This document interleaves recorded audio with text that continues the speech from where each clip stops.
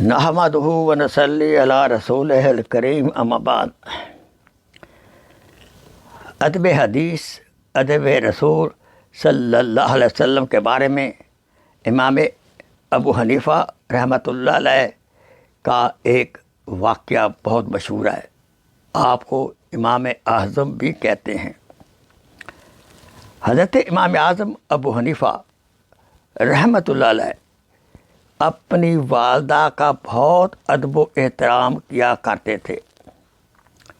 جب بھی ان کی والدہ صاحبہ کو مسئلہ معلوم کرنا ہوتا تو ایک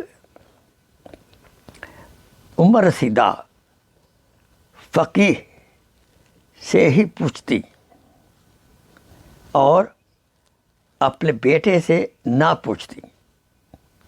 ایسے موقع پر امام ابو حنیفہ رحمۃ اللہ علیہ اپنی والدہ صاحبہ کو اونٹ پر سوار کرتے اور خود لکیر پکڑ کر پیدل چلتے۔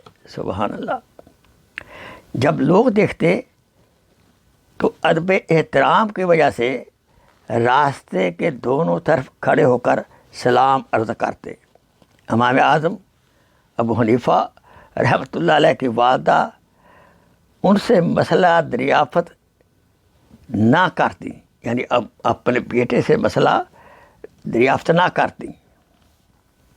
حالانکہ کئی دفعہ ہوا کہ امام اعظم جس عالم کے پاس اپنی والدہ کو لے جاتے تاکہ اس سے مسئلہ پوچھ لے، اور ان کو اگر مسئلے کا جواب نہ آتا تو امام ابو حنیفہ رحمۃ اللہ علیہ ان کے کان میں اس کا جواب سنا دیتے۔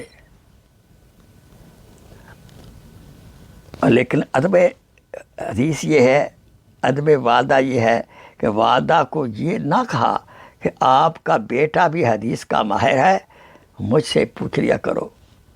یہ ادب ہے ماں کا، ادب ہے حدیث پاک کا۔ اللہ تعالی ہمیں ایسا ادب عطا فرمائے۔ آخر دعوانا ان الحمد للہ رب العالمین۔